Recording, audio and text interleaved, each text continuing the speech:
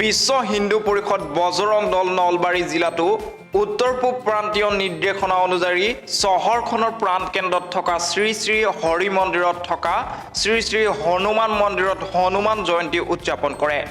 হনুমান জয়ন্তীৰ লগত সংগতি ৰাখি বৰ্ণাঢ্য কাৰ্যসূচীৰে পালন কৰে বজৰং দলৰ কাৰ্যকৰ্তাসকলে।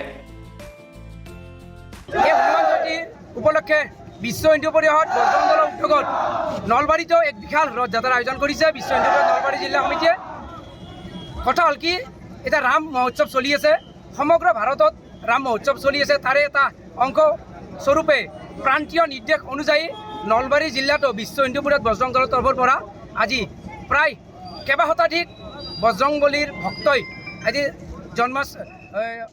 হনুমান জয়ন্তীৰ লগত সংগতি ৰাখি বজৰং দলৰ কৰ্মকৰ্তাসকলে চহৰৰ মাজমজিয়াৰে এনেকৈয়ে উলিয়াই এক শোভাযাত্ৰা।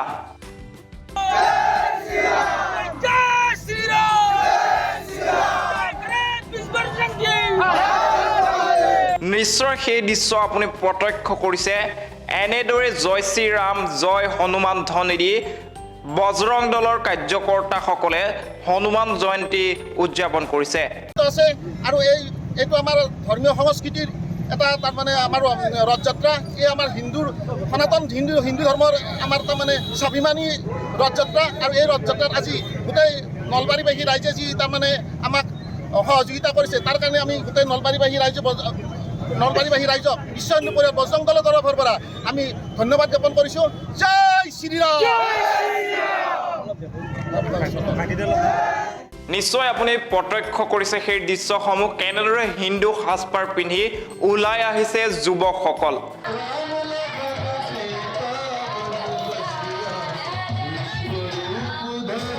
যুৱকসকল এনেদৰে ওলাই অহা পৰিলক্ষিত হৈছে, যিহেতু দেশৰ বিভিন্ন প্ৰান্তত আজি হনুমান জয়ন্তী পালন কৰা হৈছে আৰু তাৰ সমান্তৰালভাৱে নলবাৰী জিলাতো বজৰং দলে হনুমান জয়ন্তী পালন কৰাৰ এয়া দৃশ্য।